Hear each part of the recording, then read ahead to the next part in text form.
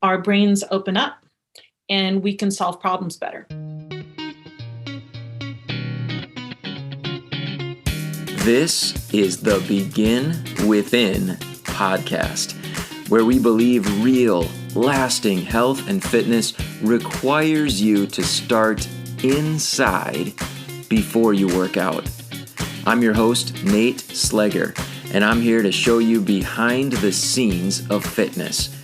You already know exercise is good for you, but what about all the other things in life that affect your fitness? If you're looking for extra motivation to get started or to make sure you keep going, this is the place for you.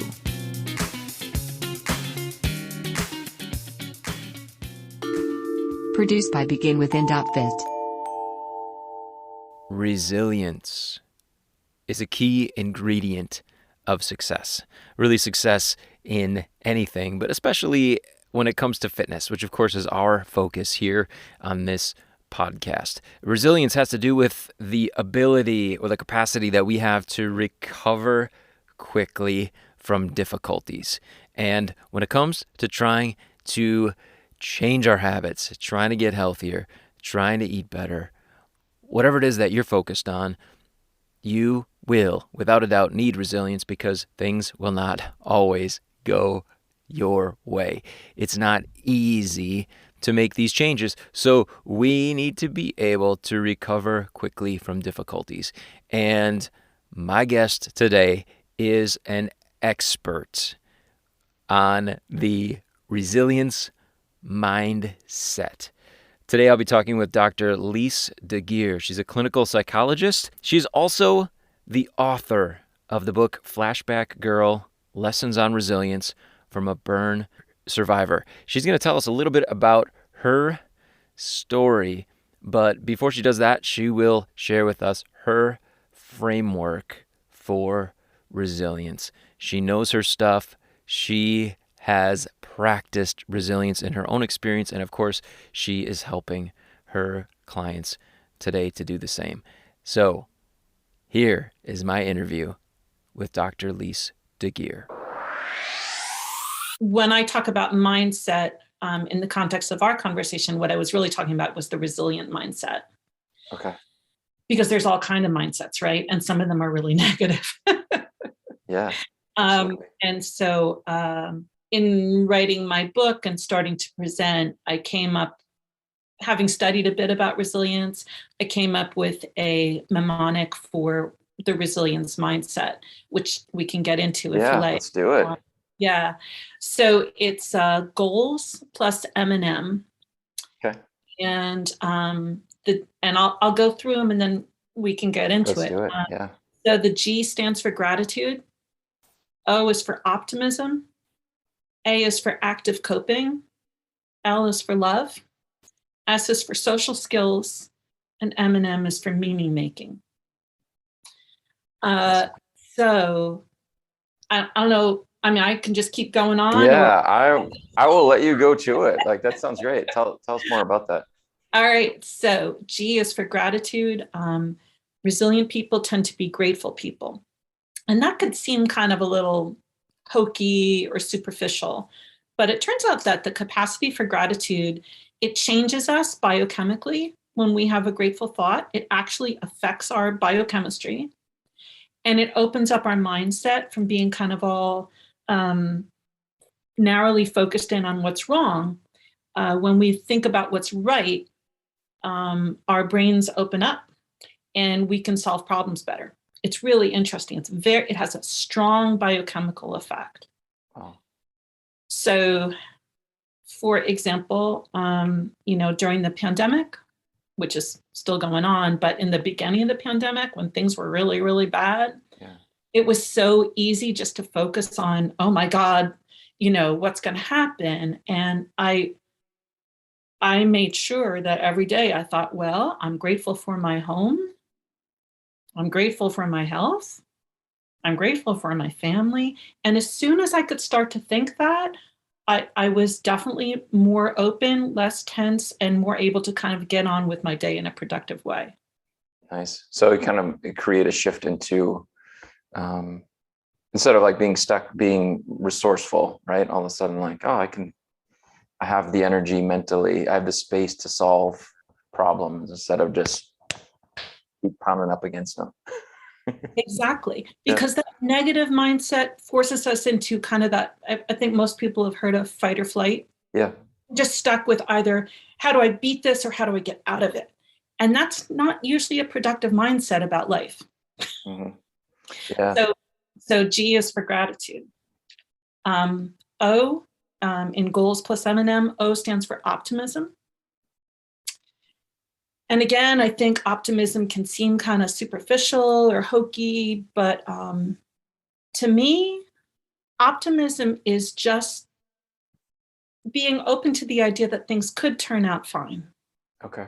Not saying that they will or that they have to or like everything's great, but Yeah. that they could turn out fine. And when you can have that thought of like, well, this terrible problem that I'm having could turn out all right, then you start to feel more motivated to work towards it turning out well. Yeah. If you're just like, oh, it's terrible, nothing I can do, then you won't do anything. Right. Help Just yourself. resign, surrender. Yep. It's over. Okay. Mm-hmm. So just being aware of the possibility, like this might be okay. Yeah, I might be all right. Whatever this problem is, I Yeah. might do it. It might even be better. Yeah. Yeah. Right. Okay. Yeah. Nice. Yeah. So the A in goals stands for active coping, and that's problem solving. So, I mean, maybe I'll speak to your community a little bit. Yeah. People who find themselves not exercising, not doing what they say that they were going to do. A passive person would look at that and say, well, I hope I'll feel better tomorrow. Or, maybe I'll get inspired. But an active coper takes a look at that problem and says, what can I do to set myself up for success tomorrow? Maybe I should put my sneakers by the door. Maybe I should, get a new gym outfit so I feel kind of like I'm going to look cute and I want to wear, or maybe I should go in the morning and not in the afternoon. Or an active coper is able to say, what in this problem is there that I can address, as opposed to just kind of waiting for it to go away. Right. Okay. So resilient people, the resilient mindset, are full of active copers. Action. Okay. Nice. L is for love. So the concept is that resilient people have love in their lives. Sometimes we're not loved by the people we think we should be loved by, Yeah. And that can be a real bummer. I say, that's such a superficial way of saying it. I myself am the child of two parents who were really pretty neglectful. And I could spend a long time feeling bad about that. And upon occasion, I have. But, the resilient mindset is a person who's able to look around and say, all right, well, who does love me? Who is there for me? And when I think that way, I can notice that I have many good friends. I have other relatives. I have a wonderful husband. There's love out there. And if this relationship isn't working great for me, that doesn't mean that others won't. It's interesting that the studies on resilience on kids who've been, really traumatized, who maybe had mothers who weren't there for them, up to a third and even 50% of those kids turn out okay. And the studies show that they had somebody. They had a teacher, they had a grandmother, they had a neighbor, they had somebody who was there for them, who loved them. Nice. And if I may, in your experience as you're teaching this framework and working with others, have you run across someone who says like, I really don't have anybody, and what would be the recommendation? Have you found like no, there's always somebody, let's talk about it? Or is that where we go kind of back to the A and like, what could you do? What active step could you take to reach out maybe to someone? Yeah, well, thankfully, as you say that, I thought to people I know who might, like clients I know who might say, oh, there wasn't ever anybody. But thankfully, when I think through their history, there always was. There always was. Okay. A grandparent, maybe, Mm-hmm. a friend. Yeah. I think it's pretty hard to go through the world and not have somebody who loved you. Maybe they're out there, God bless them. I haven't met them. But a lot of times we're so narrowly focused on our relationships that aren't working that we're not remembering the ones that did. But to your point, Nate, if that were to happen, and I hope it doesn't, but if there were to be someone out there who literally can say, no one has ever been there for me, then, the focus would be on, okay, how can we help you be there for you? Okay. Got it. And also maybe, are you noticing that I am here for you? Nice. So the S in the resilient mindset stands for social skills. Resilient people tend to be good with other people because it's a really big component of resilience to be able to make relationships and keep them. Because that's how we all get along in life, right? Everybody needs a hand up now and then. If you don't need it now, you're going to someday. Yeah. So resilient people tend to be polite, well-mannered, smile a lot, are willing to help each other. And by the way, some of the other things we talked about, like optimism, gratitude, these usually are very attractive qualities to other people, right?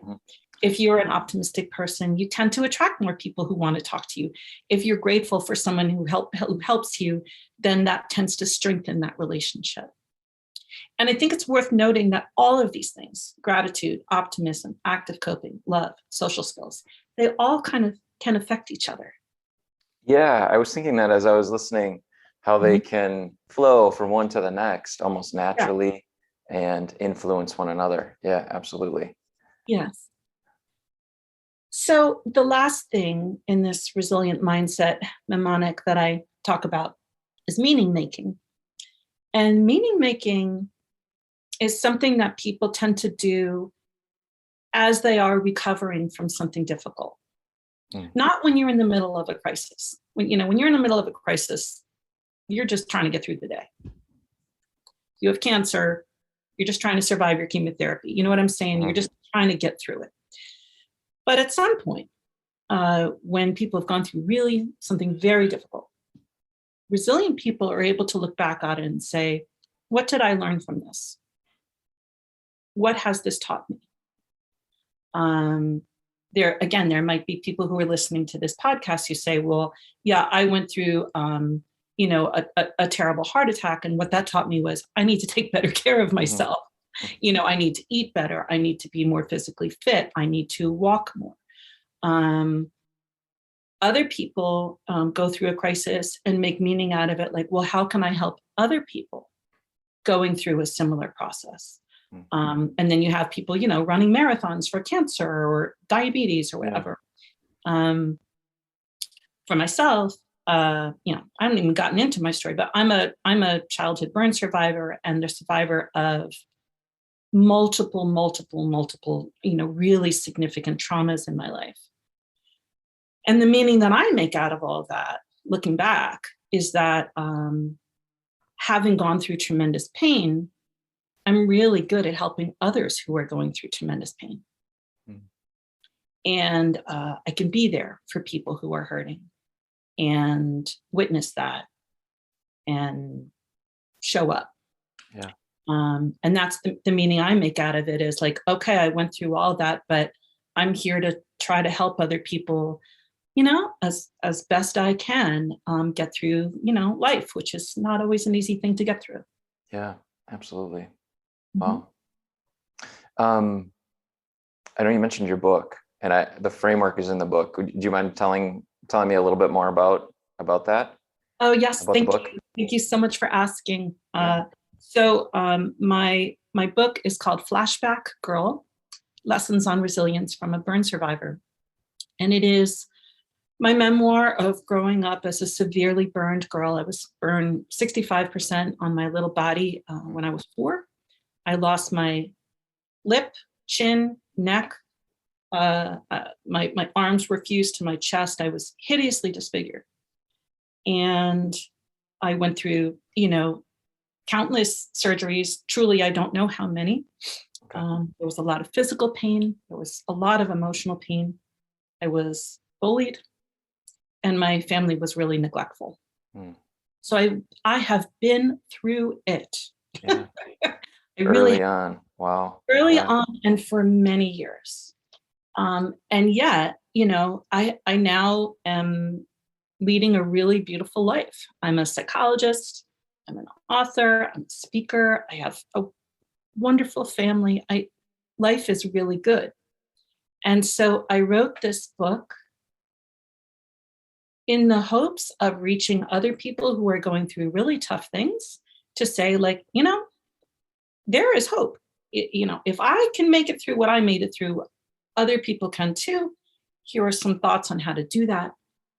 At the end of every chapter, there literally is a lesson Okay.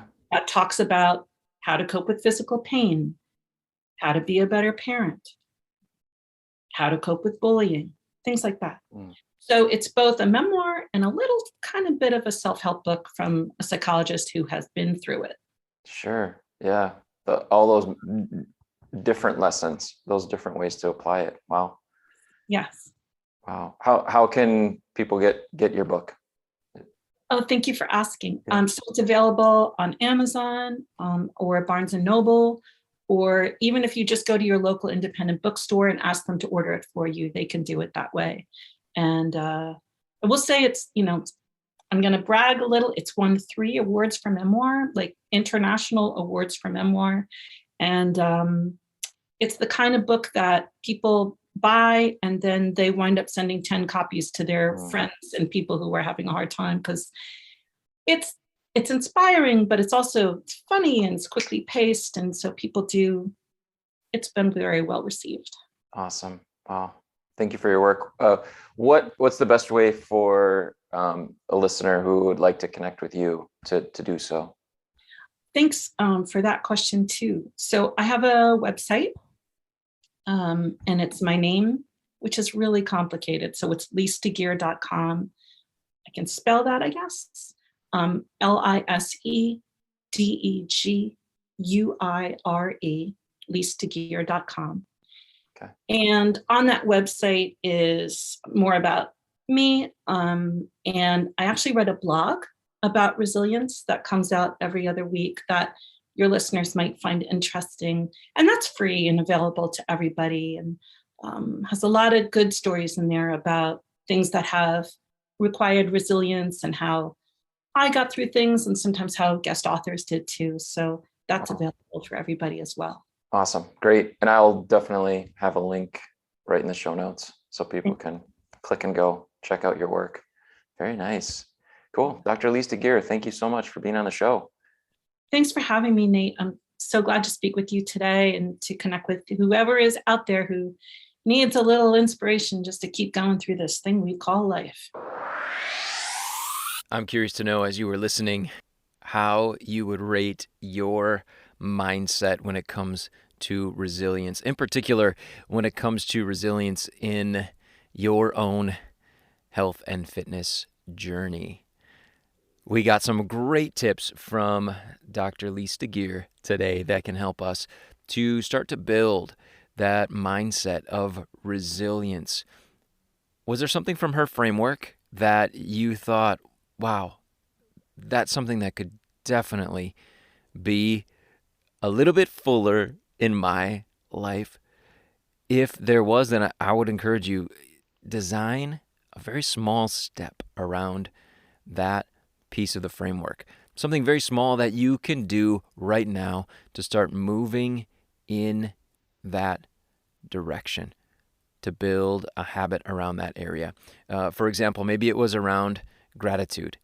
Maybe it's a small habit that you can do every day to just focus on 1, 2, or maybe 3 things that you are grateful for in your life.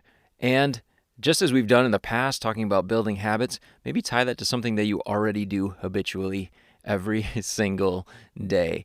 Maybe it's when you take that first sip of coffee in the morning, or while your coffee's brewing. Once you get that going, you will take a moment just to focus on gratitude, or whichever piece of the framework that you feel like will help you the most. You can really choose your own adventure and focus some time on developing a mindset of resilience. Again, I want to thank so much Dr. Lise Deguire for being here on the podcast with me today. And just as I mentioned in the interview, I will link to her website where you can get into her blog or get a copy of her book. I'll link to that in the show notes for you. I really hope that you benefit this week from giving some attention to building a mindset of resilience right along with me, and I will talk to you next time right here on the Begin Within podcast. If you are tired of feeling frustrated and disappointed with fitness and you're ready to get on the path to being the healthy person you want to be, just go to beginwithin.fit and click the Join Our Challenge button. We can't wait to support you in your fitness journey and help you to get the results you deserve.